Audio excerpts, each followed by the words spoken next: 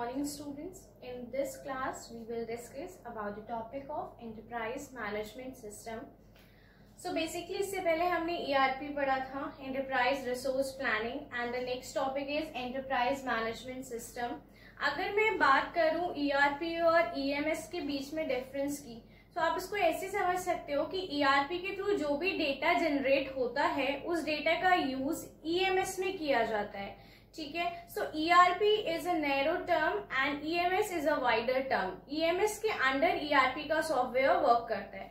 So what is EMS? EMS is basically an enterprise management system. It means that कि हम अपनी organisation को, enterprises को किस तरीके से मैनेज करते हैं, किस तरीके से हम रिसोर्सेज की प्लानिंग कर रहे हैं, सो दैट हम रिसोर्सेज का ऑप्टिमम यूटिलाइजेशन कर सकें एंड अपनी एंटरप्राइजेस को इफेक्टिवली एंड एफिशिएंटली रन कर सके. ओके. सो EMS अगर हम MIS में पढ़ते हैं तो MIS में EMS का बेसिकली क्या मीनिंग होता है वो देखते हैं.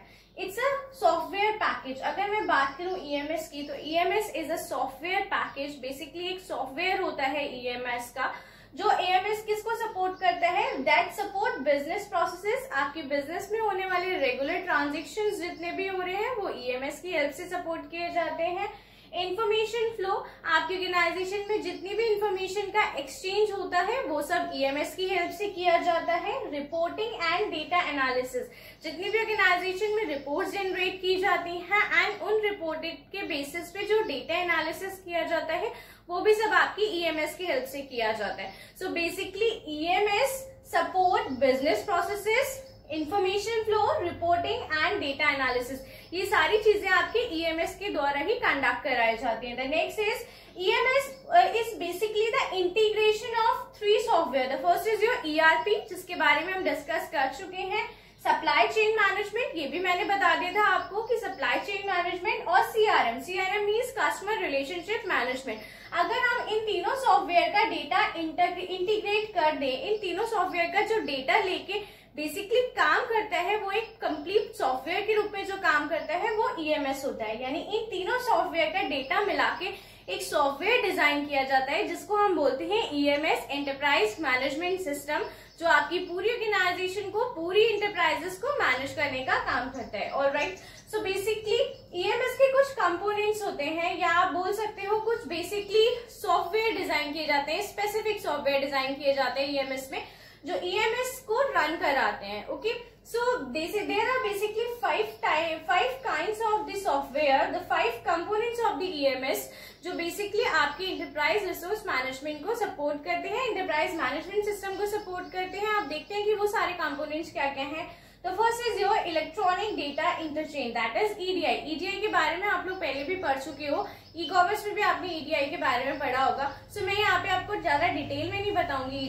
EDI क्या होता है? बेसिकली इलेक्ट्रॉनिकली जब हम अपना डेटा इंटरचेंज करते हैं, इलेक्ट्रॉनिक मीडियम में अगर कोई बिजनेस ऑर्गेनाइजेशन दूसरी बिजनेस ऑर्गेनाइजेशन के साथ अपना डेटा इंटरचेंज कर रही है, या ब्रांच टू ब्रांच अपना डेटा इंटरचेंज कर रही है, या फिर किसी भी तरीके से एक कंप्यूटर से दूसरे कंप्यूटर में अगर डेटा इंटरचेंज किया जा रहा है with the help of electronic medium, तो that consider under the EDI, that is electronic data interchange. Alright. The next is attendance management system, that is called AMS.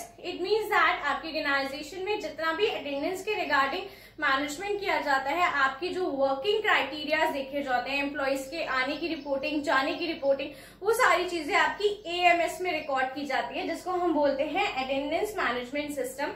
ये भी EMS का ही एक पार्ट होता है, इसी को लेकर EMS वर्क करता है. Alright.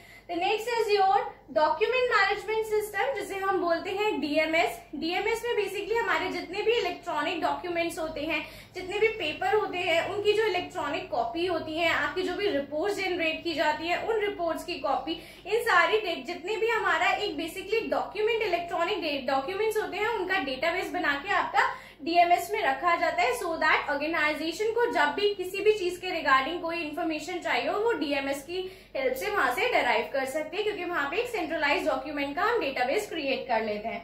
The next is your CMS, that is communication management system. Communication management system means, मैंने आपको बोला दैट जो आपका EMS है that is the integration of 3 kinds of software. तो ERP, SCM एंड CRM। अगर हम SCM की बात करें, that is supply chain management. तो सप्लाई चेन मैनेजमेंट बेसिकली आपको कम्युनिकेशन के लिए कुछ ना कुछ मीडियम चाहिए होता है। सप्लाई चेन मैनेजमेंट में प्रॉपर कम्युनिकेशन चल रहा होता है, इंफॉर्मेशन का फ्लो चल रहा होता है। तो उन सारी चीजों को मैनेज करने के लिए जो भी हमारा डेटा वहां पे जो भी जनरेट हो रहा है, उसका कम्युनिकेशन का फ्लो किस तरह होगा, क्या इन्फॉर्मेशन फ्लो करनी है, किस तरह से इन्फॉर्मेशन की डायरेक्शन को डिसाइड करना है, वो सारा हम किसकी हेल्प से करते हैं, कम्युनिकेशन मैनेजमेंट सिस्टम की हेल्प से करते हैं। यहाँ पर जितनी भी इन्फॉर्मेशन जनरेट की जाती है, जो भी कम्युनिकेशन फॉलो किया जाता है, चाहे वो CRM में हो चाहे वो SCM में हो, जो भी कम्युनिकेशन यहाँ पे हो रहा है उस सबका सेंट्रलाइज डेटाबेस, उस सबका सेंट्रलाइज रिकॉर्ड जो है आपका वो SCMS में रखा जाता है, that is communication management system. जो आपके ऑर्गेनाइजेशन में जितने भी कम्युनिकेशन चैनल वर्किंग में है उनको मैनेजमेंट करने के लिए आपको एक सेंट्रलाइज प्लेटफॉर्म प्रोवाइड करता है। ओके, तो नेक्स्ट है security management system. Security management system आपका बेसिकली डील करता है आपके एसेट्स मैनेजमेंट से, आपकी ह्यूमन रिसोर्स मैनेजमेंट के रिगार्डिंग जो भी आप सेफ्टी एस्पेक्ट्स फॉलो कर रहे हो, वो सारी चीजें आपकी किस में आती हैं, सिक्योरिटी मैनेजमेंट सिस्टम में आती है। सिक्योरिटी मैनेजमेंट सिस्टम में उन सारी चीजों का डेटाबेस रखा जाता है जो कि आप सेफ्टी मेजर्स प्रोवाइड कर रहे हो अपने जितने भी वर्कर्स है उनके रिगार्डिंग, आप अपने एसेट्स को किस तरह से मैनेज कर रहे हो, आप अपने पोर्टफोलियो को किस तरह से मैनेज कर रहे हो, ये सारी चीजें आपकी सिक्योरिटी मैनेजमेंट सिस्टम में रखी जाती है। सो बेसिकली EMS इन पांचों की हेल्प से काम करता है। ये पांचों मिलके EMS का एक सॉफ्टवेयर डिजाइन करते हैं जिसकी हेल्प से आपकी पूरी इंटरप्राइजेस की जो भी वर्किंग होती है उसको हैंडल किया जाता है। अगर मैं ERP की बात करूं, सो ERP में हमने क्या देखा कि यहाँ पे हम जितने भी डिपार्टमेंट्स थे उनको इंटीग्रेट कर रहे थे और उनका एक सेंट्रलाइज डेटाबेस बना रहे थे। ओके, सो यहाँ से हमें डेटा प्रोवाइड हो रहा है, ठीक है, हमें इंफॉर्मेशन मिल रही है, बट उस इंफॉर्मेशन का यूटिलाइजेशन कहाँ कहाँ करना है, उस इंफॉर्मेशन पे डिसीजन कैसे लेना है, उस इंफॉर्मेशन के बेसिस पे जो बेसिक डिसीजन मेकिंग का काम होता है वो किसमें किया जाता है, वो एंटरप्राइज मैनेजमेंट सिस्टम में किया जाता है। ऑलराइट, सप्लाई चेन मैनेजमेंट भी हम क्या कर रहे थे, सप्लाई चेन मैनेजमेंट में हम ये इंश्योर कर रहे थे कि हमारा जितना भी डेटा है सप्लाई चेन के रिगार्डिंग, जो भी हमारी सप्लाई चेन वर्क कर रही है उसका डेटा हमारे एक सेंट्रलाइज वे में कलेक्ट हो जाए। सो यहाँ पे भी हम उस सेंट्रलाइज डेटाबेस जो हमने सप्लाई चेन मैनेजमेंट में कलेक्ट किया, उस सेंट्रलाइज डेटाबेस की जो इन्फॉर्मेशन हमें डिराइव हुई उस पर डिसीजन मेकिंग का काम EMS में किया जाता है कि हमारा कौन C supply chain effectively work कर रहा है, कहीं ऐसा तो नहीं हमें सप्लाई चेन में कुछ मॉडिफिकेशन करने हैं या कुछ सप्लाई चेन को हमें विड्रॉ करना है। तो ये सारी चीजें आपकी EMS में डिसाइड की जाती है।